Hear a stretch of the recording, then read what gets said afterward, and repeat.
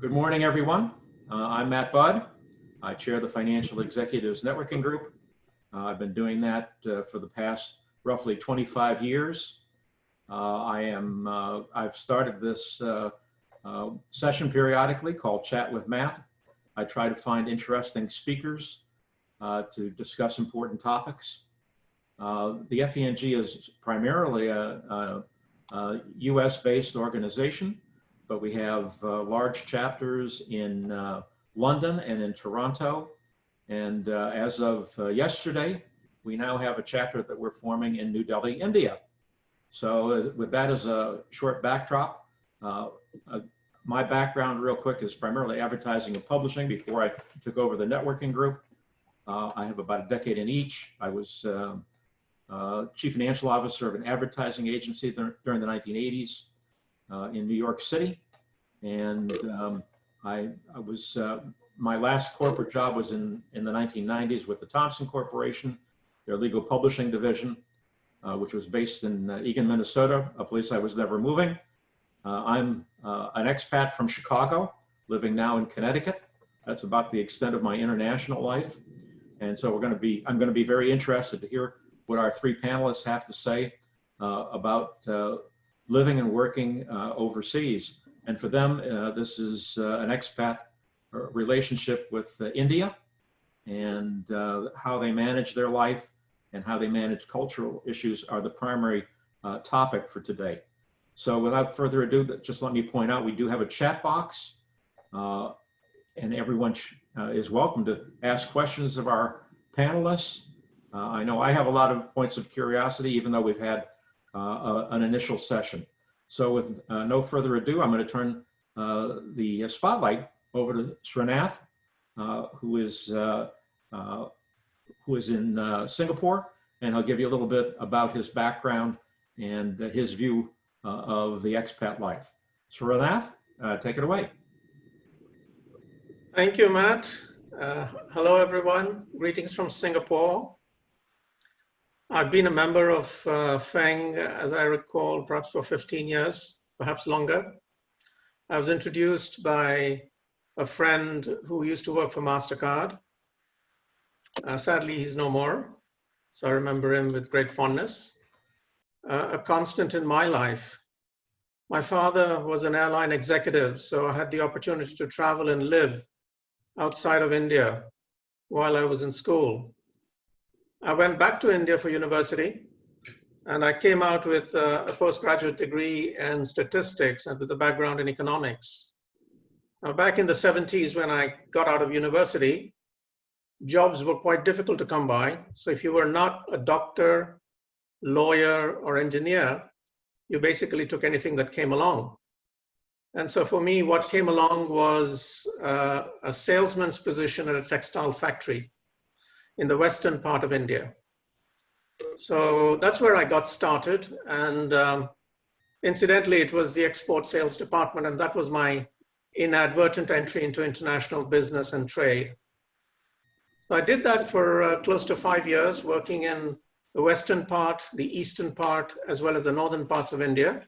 So more specifically, the cities of Ahmedabad, Calcutta, and Delhi.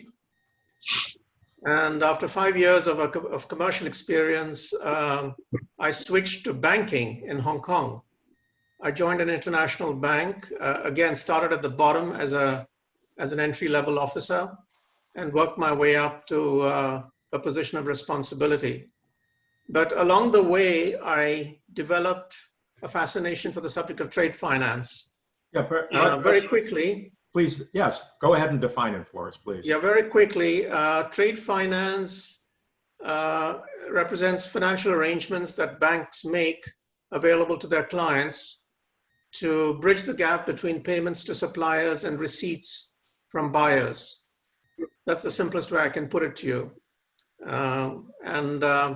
I developed an expertise in that area. And I, in fact, tended to specialize in commodity clients, which is somewhat removed from what we refer to as plain vanilla trade finance. So in plain vanilla trade finance, we tend to focus on the application of standard payment instruments to link up transactions whereas in commodities trade finance, we tend to use the structured approach where we use a mix of risk mitigation and funding instruments in order to make a comprehensive structure, which links us from the provider of raw materials right up to the buyer of finished goods. So we're talking about a whole supply chain. And that's really what I got into. So I was a banker in Hong Kong, and in the 90s, I moved to Singapore, switched again to the corporate side, but this time heading the trade finance function in commodity trading companies. I did that for longer than 10 years. And following that spell, I took the plunge into entrepreneurship. It was actually accidental, but that's a whole different story. I became a trainer for the State Development Board, Trade Development Board in Singapore. And one thing led to another, and that I ended up setting up my firm, Trade Risk Consulting. And for the past close to 20 years, I've been delivering training to bankers around the world. So at last count, I have gone to about 50 countries, stretching between Canada, the United States, Mexico, and Panama in the west, to Australia and Korea on the right, on the east. And, so and these were in-person presentations. These were all in person, so it was very much the case pre-COVID. The business has changed very dramatically overnight, literally overnight. Yeah, wow. And now we see a lot of training being done, not just as e-learning, but also what we call virtual training, where the instructor teaches through Zoom or WebEx or whatever might be the other software that might be available with the client. Yeah. Along the way, I've been associated with a fintech enterprise, which again is in the banking area. And that's also preoccupying me these days. It's quite a useful preoccupation because I believe trade finance is ripe for digitalization.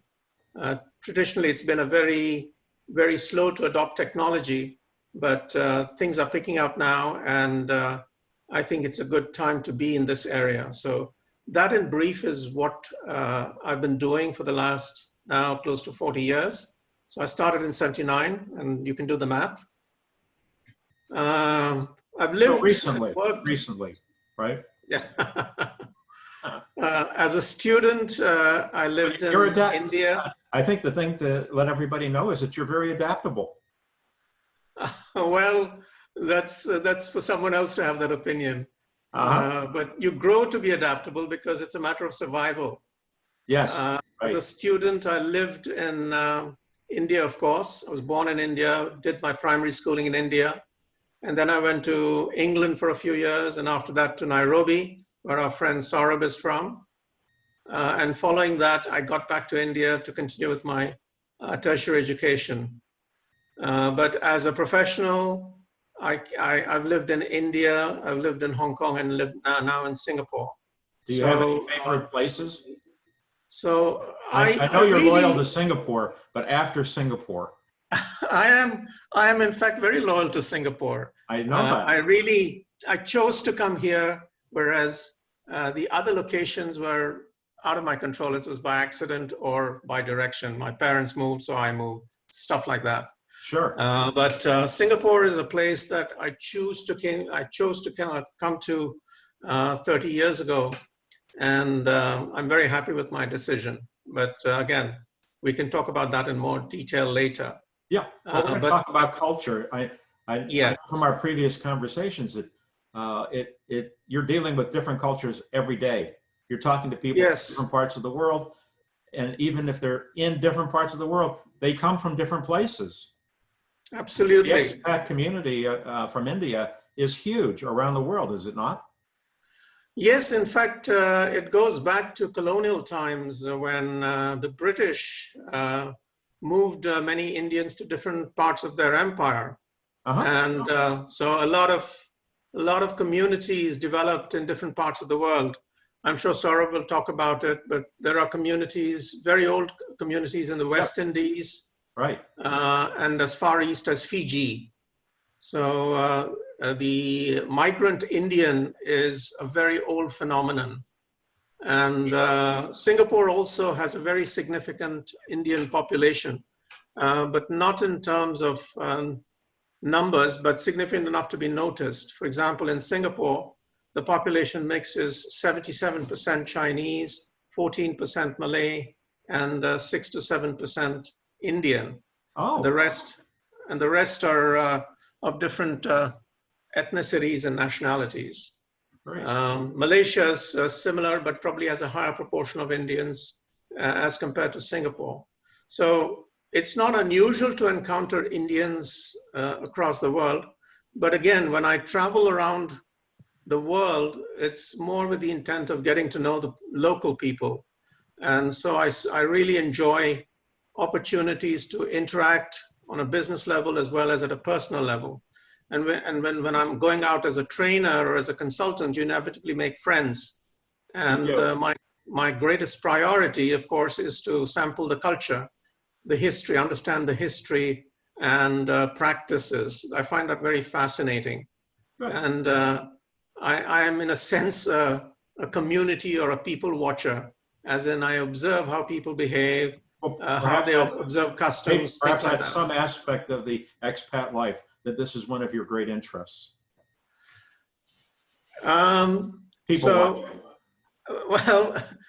People watching sounds strange. Let's let Subu get a chance, and we'll come back and pick up on this discussion. Great, fantastic. So I'm glad you gave me the time and the tip off to now sound off. Subu, over to you. We're going to spotlight Subu now. Subu is in Muscat, Oman.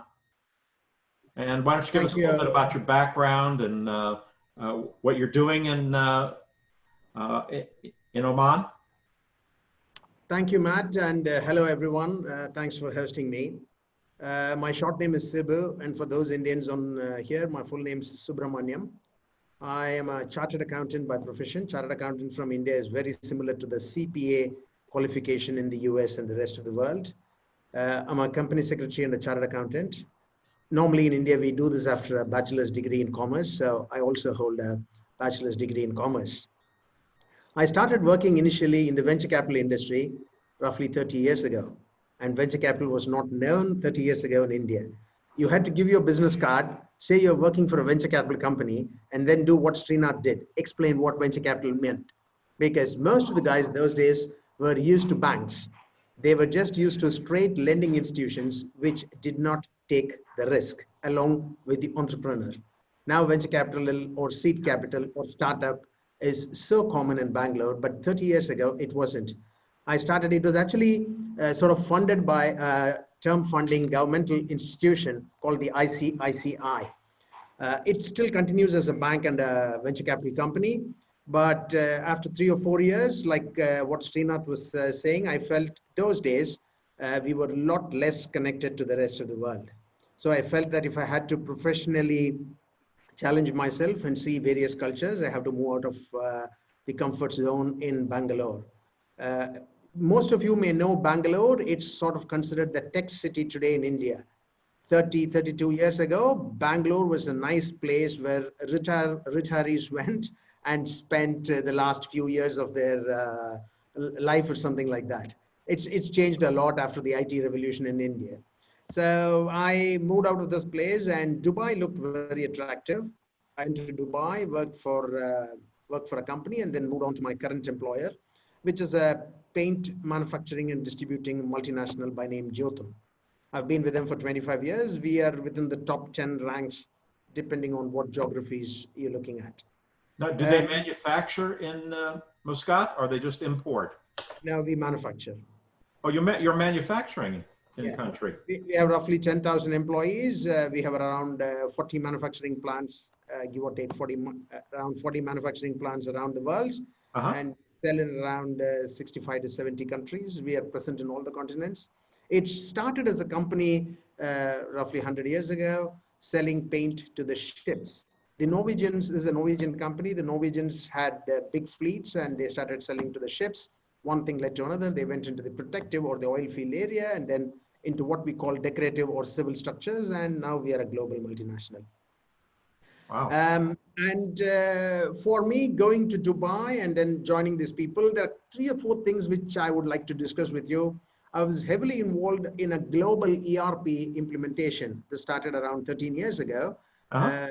ERPs are very common today, but if you went back, say, 15 years ago, they were not that common, but still Oracle was a giant at that point in time.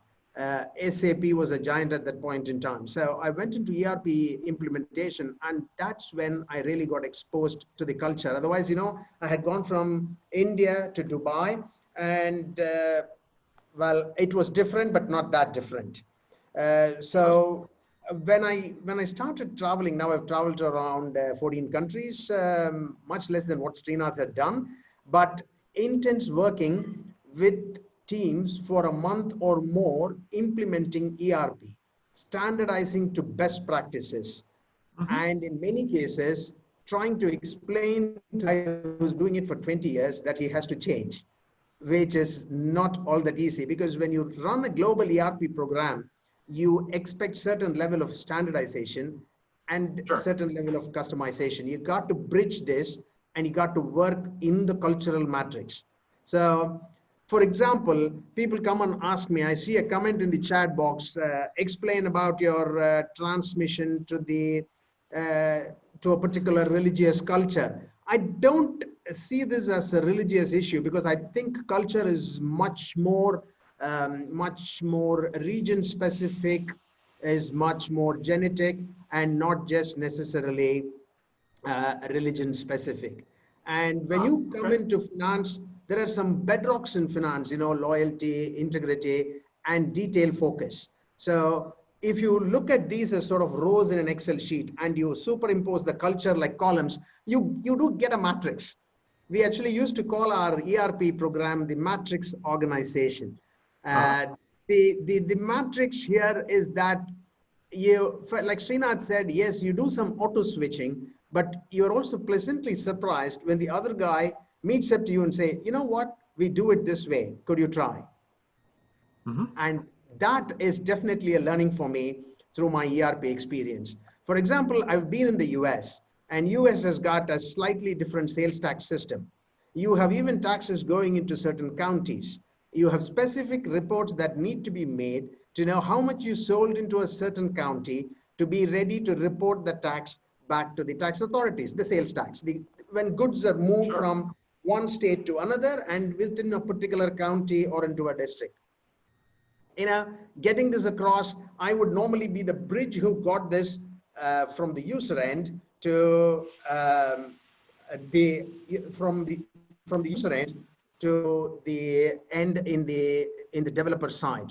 I think that experience definitely makes you understand that there is more than one good way to handle things.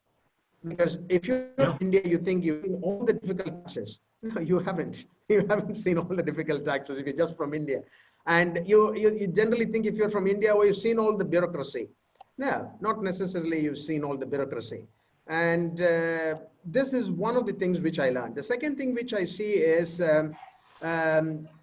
you should actually look for the anchor points, reporting rules, reasonable level of standardization, and generally people wish to excel in what they do.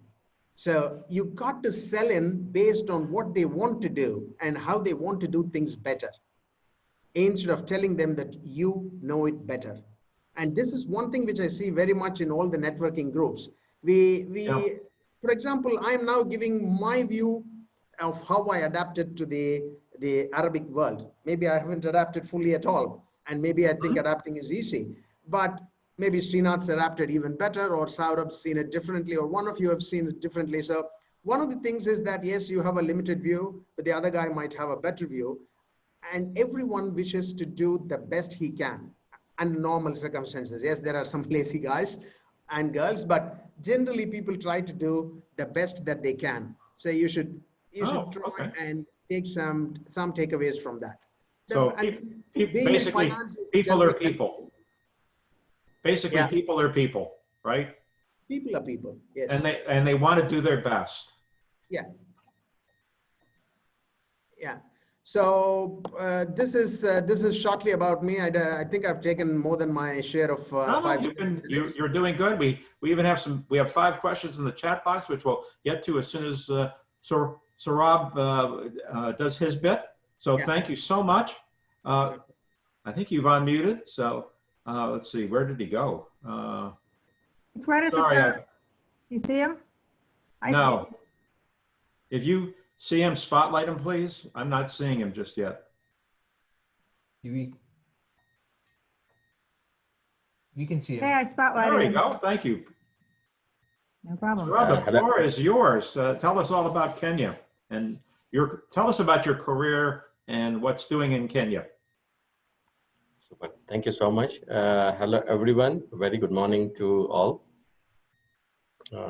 Yes, starting with a brief introduction. I have been, I studied my bachelor's in commerce from a small town where I was born and brought up in Vadodara, a western part of India. After doing my graduation, I started working starting my career. Soon realized that we need a professional degree to grow further. I pursued CMA, and then that's where I got a first step into the industrial world.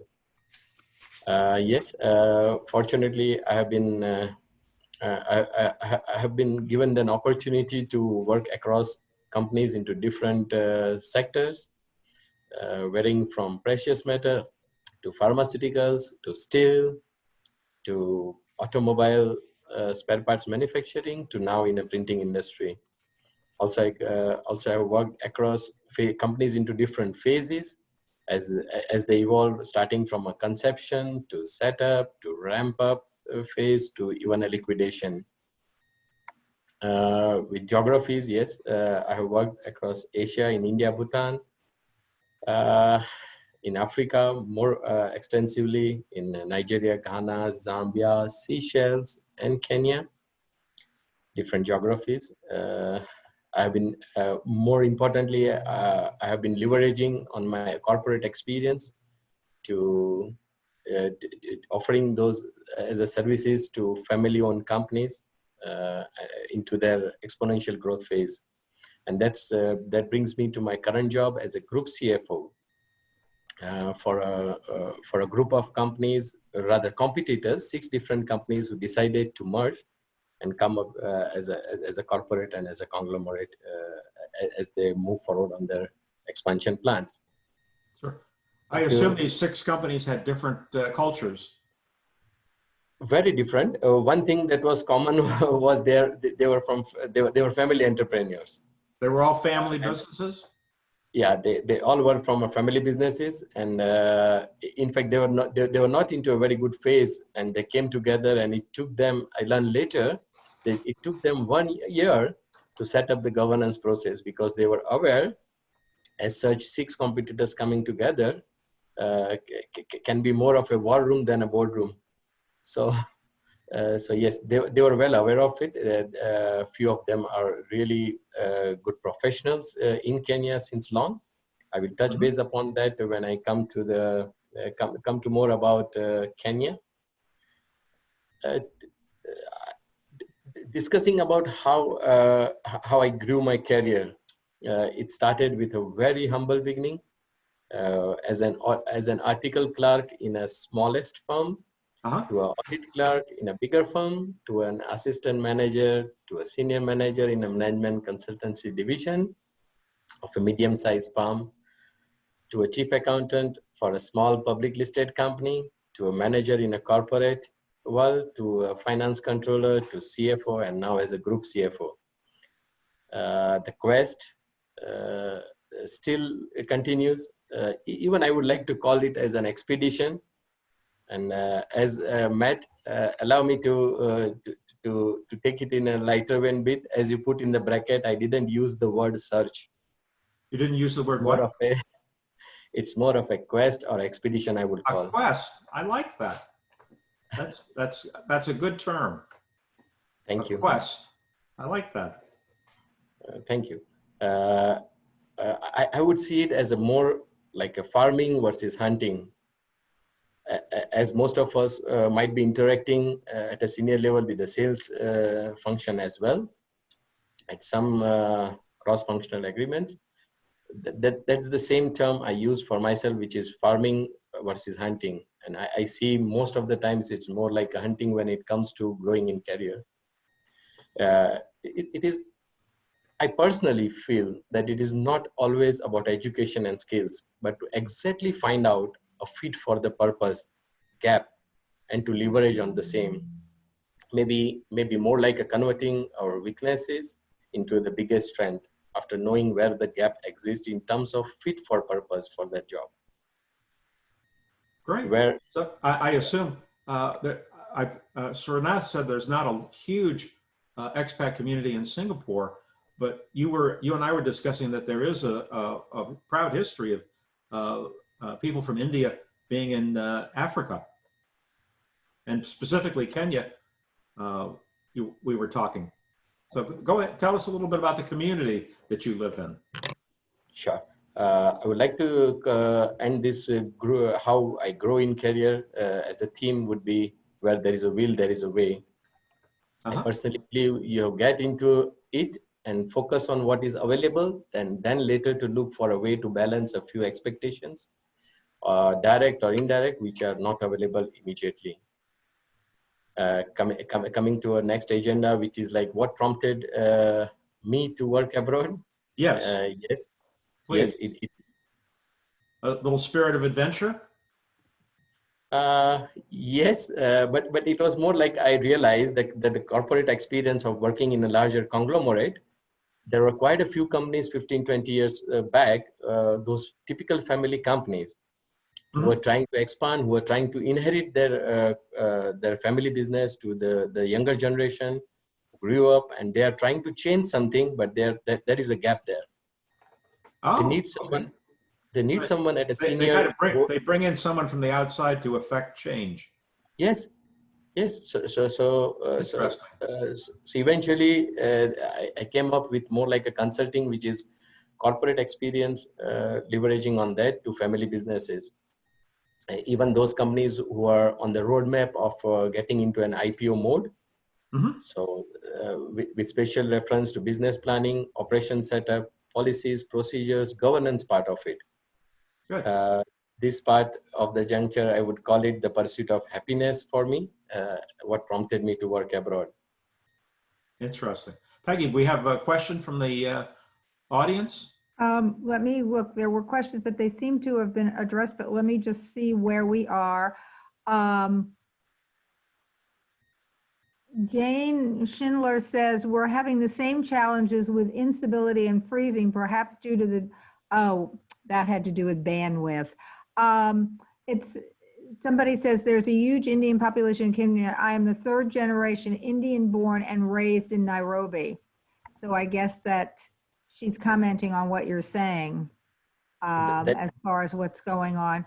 And people have commented that customer buy-in is important. They agree with you. And change is difficult. So I think that it's sort of where we are. And some people have said that they've turned off their cameras because of the storm and everything and freezing. So I don't think that if you see a camera off, don't think it's because they're not interested, but more because they're having difficulty with bandwidth and connecting. Can I add something? So, Subu, you want to comment on something? I'll give you back the spotlight. Yeah. Saurabh, thank you so much. We'll turn it over to Subu for a few minutes. There is one point. Yeah, sure. Subu, go ahead. You had something you wanted to react to? Just to say that, you know, Indians somehow have been traveling abroad for a variety of reasons. Okay. Mahatma Gandhi started his political career in South Africa and not in India. Yes, right. I'm not sure if Abraham Lincoln could have done that, starting his career in South Africa, or anyone else for that matter. But I think there is that level of flexibility is already built into the Indian culture. It's completely built into the Indian culture that we accept traveling out and traveling back in, and I think people do get the respect when they go back. That's just a snippet. And then there is another trivia. I'm not sure if you people are aware of this. You know, Muscat is one of the older cities in the Middle East. But as recent as 200 to 250 years ago, lots of Indians, ethnic Indians, native Indians from Kutch in Gujarat actually traveled across to Muscat.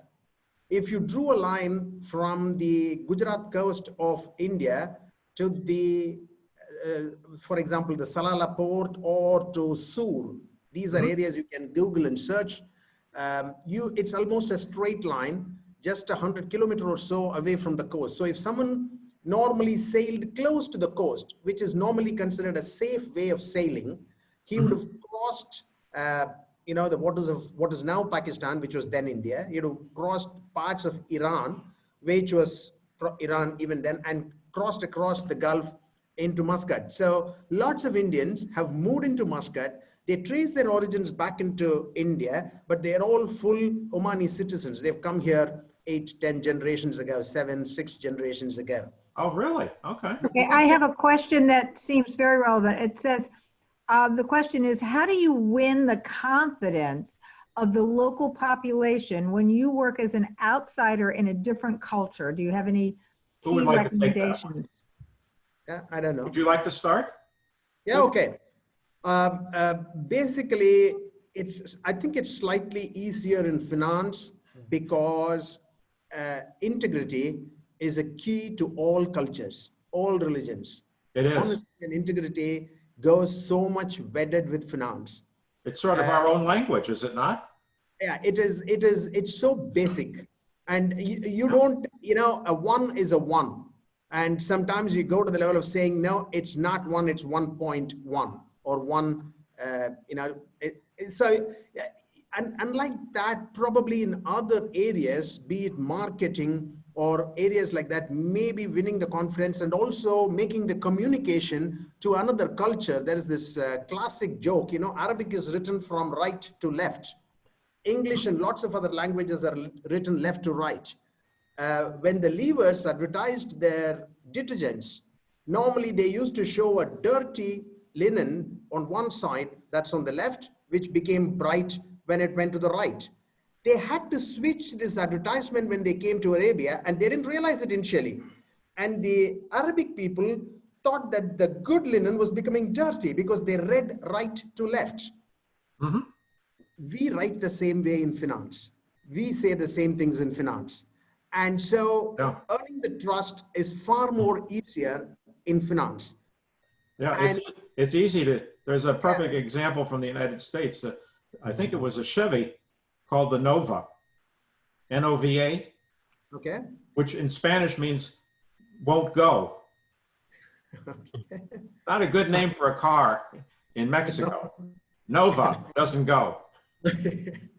Okay. Nova. Whereas in accounting, it either makes money or it doesn't. Go, right. Va in Spanish means go. So Nova means no go. So, Srinath, I see you smiling, so you must have something you want to add. I was just amused by what you just said, but I guess the formula I tend to employ is listen and observe. Okay. It's just, I guess it's a sort of a standard operating procedure for me. So when I enter a new culture, come to face with a new culture, I spend a lot of my time understanding, asking questions, observing, listening, and you sort of imbibe unconsciously perhaps as to some aspects of foreign culture. And then, of course, the others know, the local hosts know that you're a foreigner, you might not be familiar with everything, and they help you along the way. So, for example, I was in Macedonia teaching a course to a group of bankers from Southeastern Europe. So I had people from Albania, Kosovo, Bosnia, and Macedonia. And there were about 20 of them together, a very hospitable bunch. and they insisted on teaching me how to dance in the village square. Oh, okay. And I'm quite sure I didn't impress them, but I guess they saw that I was game to make a fool of myself, and that was good enough for them because they wanted to have a laugh. The question gets reiterated in another context. It says, not only are you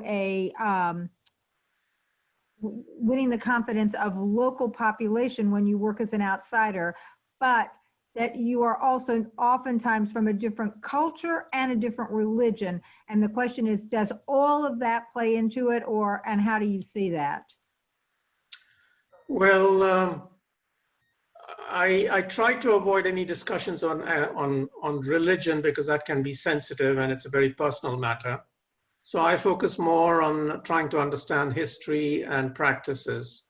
And I find that, as I said earlier, it's fascinating.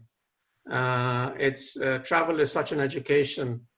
So I don't need to read a book about culture when I go to a country because I get it face to face from somebody who's so keen to sort of explain it to me and get me to understand it. So that's my typical approach in dealing with these situations. Yeah, we have I think it's also, we have so many layers and layers. We're going to give Saurabh a chance here. Someone brought up generational issues. You know, it's bad enough we're doing culture here, right? So we've got people from different cultures. We have people of different religions, different ethnic backgrounds that we have to deal with in business to make money. And yet we also have generational issues. In the United States, when the FENG first got started, anyone over the age of 50 was considered old.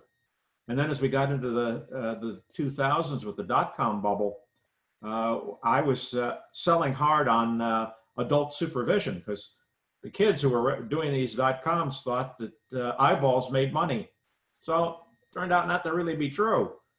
But more and more, you know, the baby boom generation is still working, as evidenced by our two presidential candidates.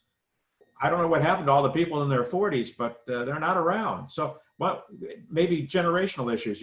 Maybe you can discuss that for just a minute. We'll go around the room. sure. Also, it is being more adaptive. It's trying to be being part of them rather than trying to pull them towards you. Mm-hmm. It's more like a gelling kind of personality you have to be part of them. Yeah.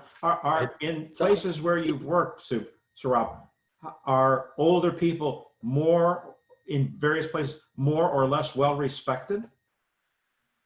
Not really. I have seen things differently here in Africa. They highly respect even local people. They highly respect their elders. I have seen people going to their knees when their parents come, right in the compound. Uh-huh. Yeah. So it's very respectful culture as well over here. It's not like I have been hearing a few stories in the western part of the world, but yeah, the things are quite different, and that's the positive side of Africa. The smaller countries, or we would say tier 2, tier 3 countries, like in Kenya, people are here since 150 years. More than 50,000 Indian Kenyan citizens population living in Kenya since last like 150 years. More than 100 companies owned by Indians. Predominantly, actually, they all came as a railway workers, while British company had a contract to establish a railway infrastructure in Africa. And when we talk about 150 years, think how what would be the mode of transportation, where they could have landed up. It's really something I'm still wondering. I'm trying to talk to some very elderly people and trying to bring about how they used to live here when they came here. You know what they said? It's like they don't know who have reached and who have been drowned in the sea while on the way. They don't know even. Yeah. No mode of communication. So it's more like an adaptiveness. It's more like being part of them rather than trying to bring and emphasize on our culture where we come from. A mixing attitude. Let's let Subu talk about the generational issues. Subu, Uh, you want to comment yeah. on how you've worked in so many places? How are the generations viewed? I think Uh, it's actually a very good mix you have here, Matt. You know, Srinath comes as a trainer. Saurabh probably works for a family concern, and I have been either more out of choice and to some extent due to direction. I've worked in a large multinational where I have to where I had to, not today. Today, that's not my job. Today, I have a fixed job in Muscat, but say 3 years ago, 5 years ago, for a span between the 2007 to 2013, 2014, I was traveling country to country implementing this ERP system. Yeah. So there are, we had to work for longer periods, you know, like a month, sometimes 2 months. And yes, there is, the sell-in is very important, and the right level of flexibility, because if you're too flexible, you will never set up standards. The International Financial Reporting Standards, IFRS, can't be met if you're completely flexible. And you will not have the accounts released within, say, a reasonable time after the year close or the month close if you're completely flexible. Hmm? The financial reports will not be intelligible, readable, useful to the reader if you're completely flexible. So you have to have certain ground rules. And in those no-go areas, you have to explain to the people that this is not your making. This is how the world works. In India, you drive on the left side of the road. In America, you drive on the right side of the road. You have left-hand drive vehicles which drive on the right side of the road. It's not your making. That's how the world works. Well, that's And an you can interesting analogy. And the second thing is, in achieving this goal, there you should be flexible to understand that the other guy could be smarter than you. And that's where you get a mix of being reasonably flexible and grow yourself. If you think my rules and my way, then you will not change. If you say certain common rules, but the rest is common ground, I'm ready to walk more than half the distance to meet you, the other guy, most reasonable people, you know, I am a great believer in mankind. I'm a great believer in people being reasonable over long periods of time. I may have my anger, I may have my joy for short periods of time. I may have a chocolate and have a great energy boost for 5 minutes or 18 minutes, but I have a certain normal energy level, and that will seep in if you work with me for 2 months. Yeah. The So chocolate will fade let's away. Srinath jump in here and tell us about generational issues in the Yeah. companies where he's been training. Generational issues has not really been an issue for me to deal with in a training setting.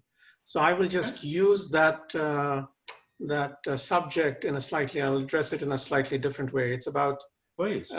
as I decide to work in different parts of the world, how my children have to adapt. Okay. Good topic. And that's another aspect of the expat life, where the children tag along, of course, and they're an important part of your life.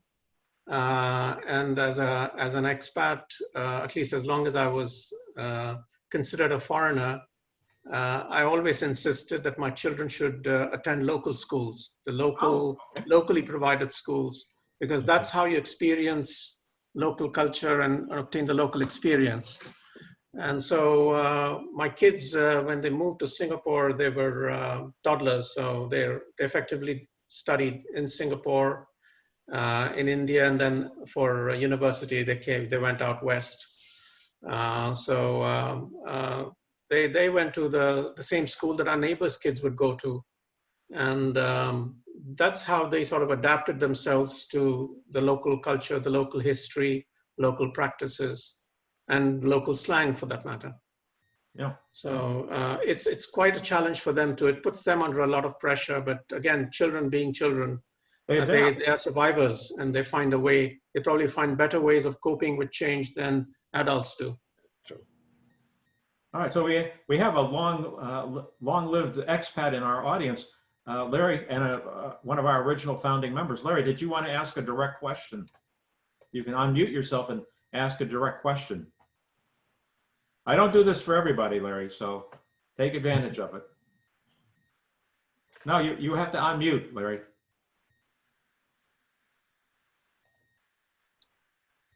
You're still not unmuted. Can't hear you. Yep, Okay. there he goes. I'm better now? Yep.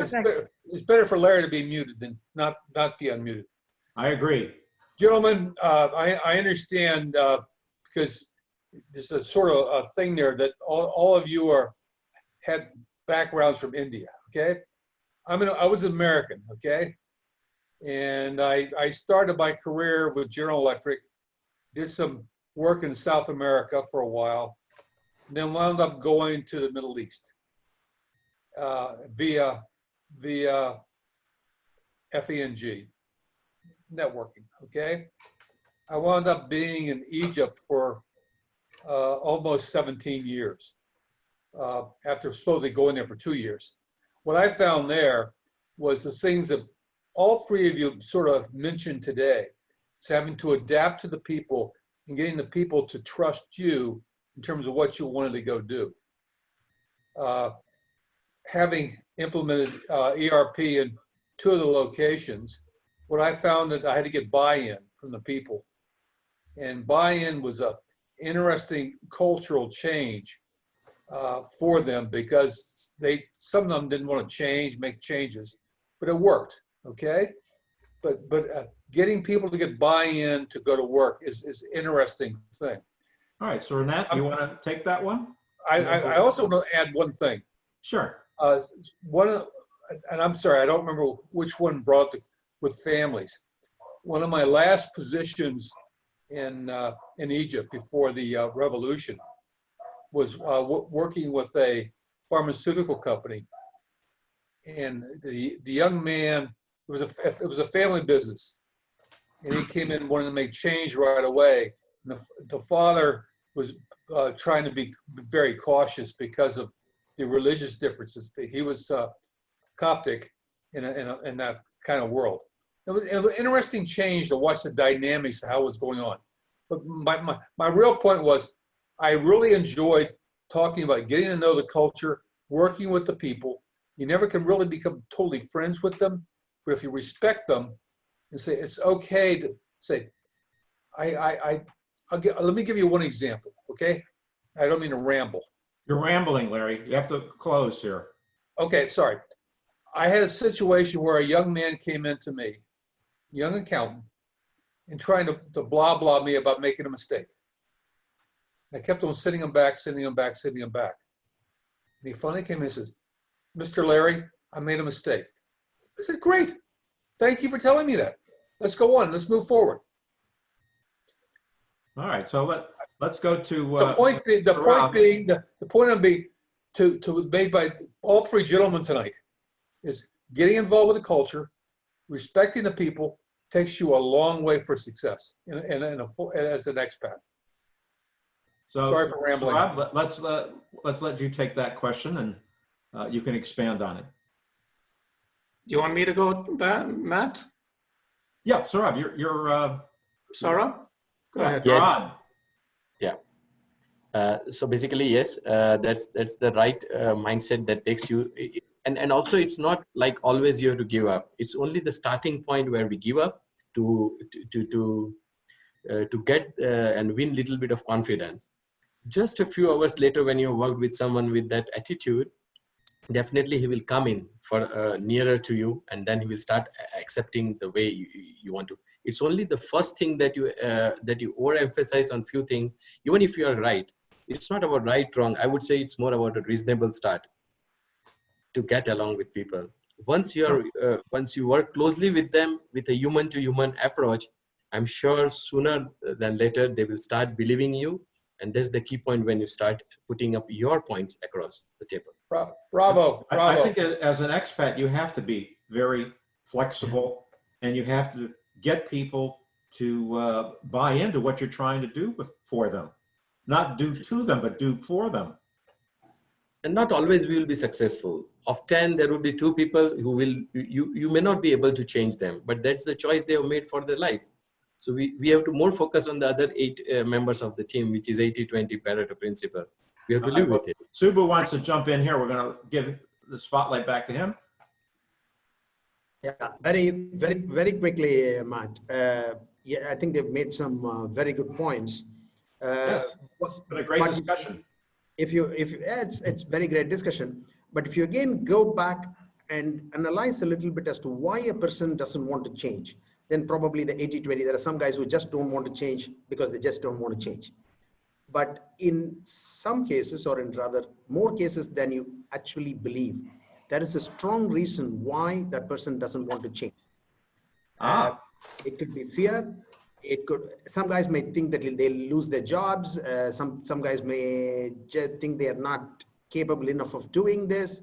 So there is something slightly more than saying no. And if you can, I'm not saying every case you can find it out, but if you can find it out, change is far more easier. That is just understanding, in a way it's empathizing, because I've been in that position. I've been stubborn with my bosses. I've said I will not change.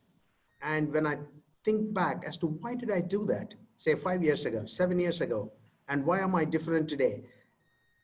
Then you will realize, and this is not just about finance. This is about mobile phones. This is about technology. This is about practically everything in life. You know, when BlackBerry was the king of the mobile world, no one thought Apple will take over, and no one thought BlackBerry will die. That just says, you know, BlackBerry was called Crackberry because people were addicted to BlackBerry. And if a guy can move out of his BlackBerry, yeah, they called them crackberries. Yeah, because people were addicted to the black. If guys can move out of BlackBerry, they can move out of a bloody Excel sheet they've been doing 20 years of their life. Yeah, it took 9 months to put them out of business. That's it. Yeah. So I have a question. Sure. All of you have spoken about trust and change and things that are universal problems across all cultures. Do you see that because you are the person from a different culture going in, that building trust, you know, how building trust or bringing about change is different than if you're in the same culture and having to do the same things? Oh, that's a great question. Go ahead. Subu, you have the floor right now, so go ahead. Okay, very quickly, yes and no. Assume there is a conflict within that culture and you're an outsider. You can just be outside the black box and say, hey guys, assume it's a regional conflict going on. You can say, look, I have no piece of this and I don't understand this. So let's keep this conflict completely out of picture and people will trust you. They will understand and they will actually be more flexible to you. So that's a great advantage. If, for example, one country in the Arab world does not go very well with another country in the Arab world. Yeah. I'm just giving an example. I will not be blamed by either team because they know I don't understand jack out of this. So it's a great advantage. And I've seen this being repeatedly used by my bosses, even when they deal with Indians. So I think this is a real plus, which most people do not understand. As an expat, as an outsider, you can go around the black box in some cases. Where you might have a challenge is if there is some taboo and you try to do that, that you may offend someone. But it's more likely that someone will give you that extra chance and say, Subu, this is not accepted here.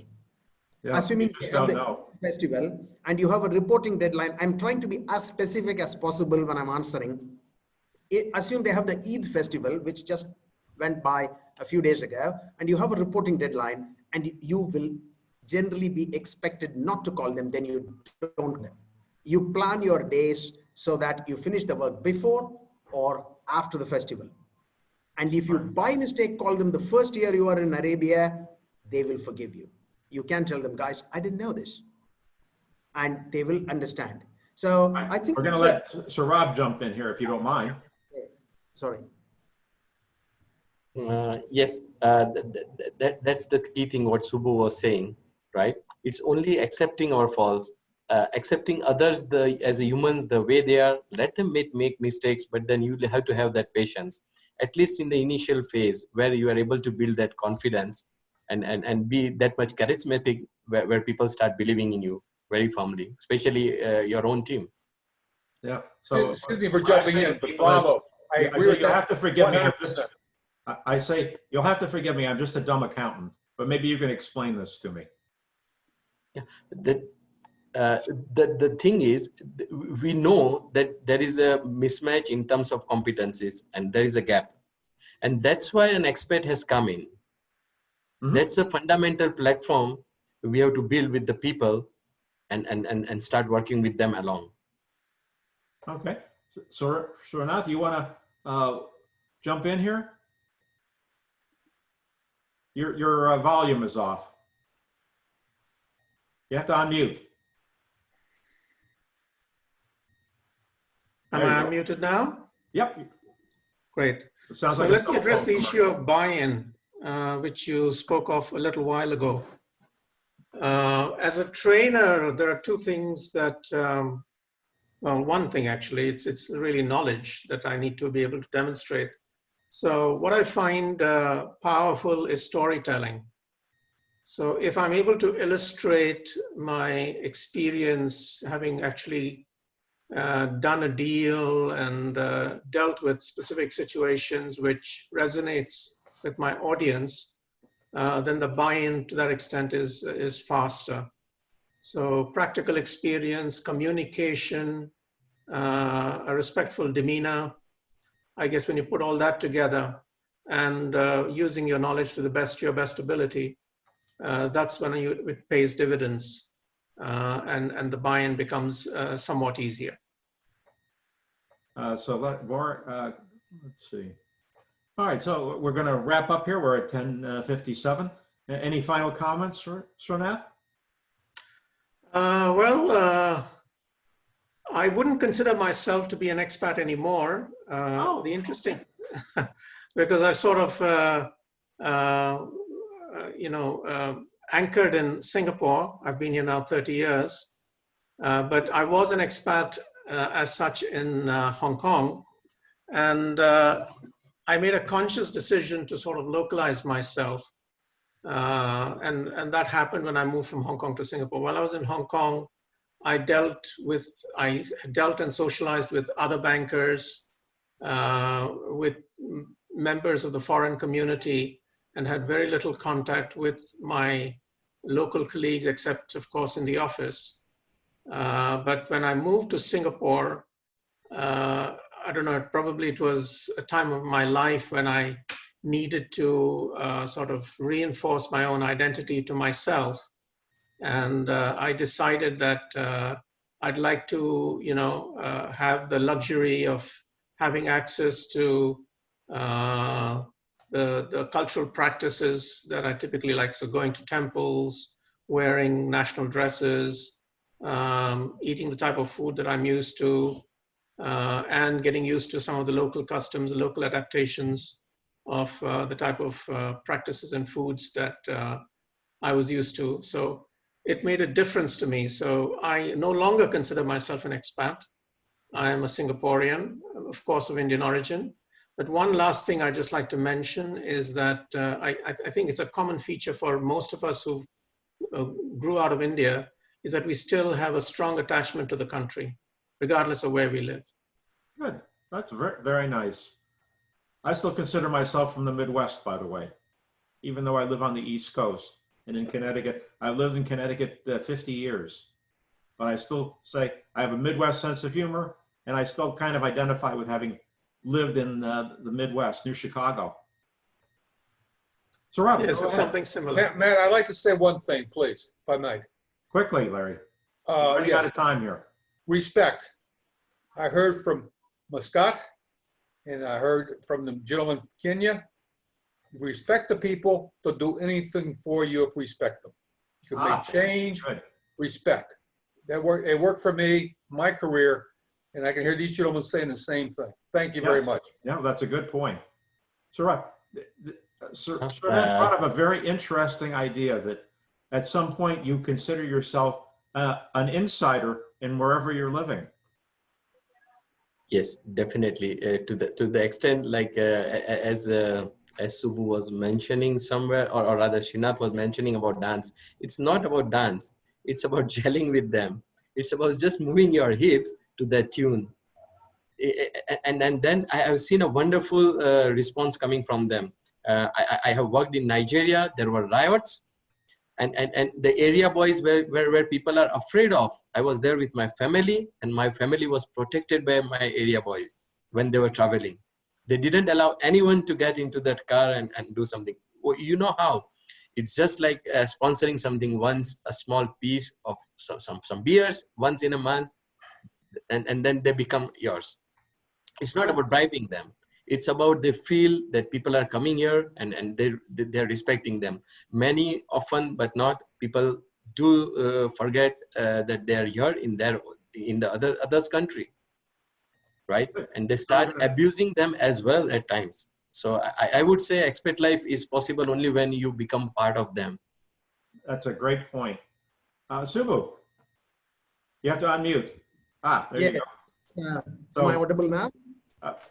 The story is about becoming part of the culture that you're living in. Yeah, I think that the basic point I'd like to leave here with is we are dealing with human beings, and there's something so fundamental to the human being. Yes. And if you can connect to the human being behind the suit, behind the pajamas, behind the thobe, or behind the dress, if you connect to the human being, if you understand him like you try to understand yourself, it's far more easy and lot less difficult than anyone would imagine. And for those of whom who are in the viewer list who think of going abroad, let me tell you, if you have the human connect, it's far more easier than what any management book can teach you. So I wish all the youngsters there all the best, and really thank Matt and Peggy for bringing us together. It's been a great time listening to the other speakers. It's been a great conversation, and I hope, because we've announced, you'll make lots of new friends. So I'm going to just take over the video now. I want to thank everybody for joining us for Chat with Matt. I thought we had a great discussion. Again, we've just started a chapter in New Delhi. So if any of you have friends or family who are living in New Delhi who happen to be accountants and would like to join, please send them the meeting announcement as a starter. And if they write to me, I'll give them the link. They can view this discussion. Anybody, any of your business associates who you think should see it, it will be up on YouTube soon, but not immediately. And I just want to thank everybody for joining us for Chat with Matt and for sticking with us. We've had a little over 30 people on the call, and everybody has stayed. So thank you, thank you, thank you. Again, we're an international organization now, not intergalactical yet, because we haven't established any chapters on the moon or Mars, but we're going to get there someday.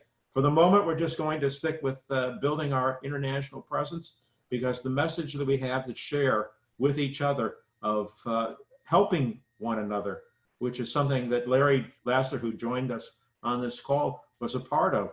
And that what impressed me so much about this group, that I've been spending the last 25 years of my life pushing this message, that as long as friends are willing to help friends, there's just nothing that we can't do together. So I want to thank you again for joining us for Chat with Matt. We'll try to come up with some more interesting people to talk to. Thank you, and have a great day. Stay safe, and God bless all of you. Thank you. Thanks, Matt. Bye.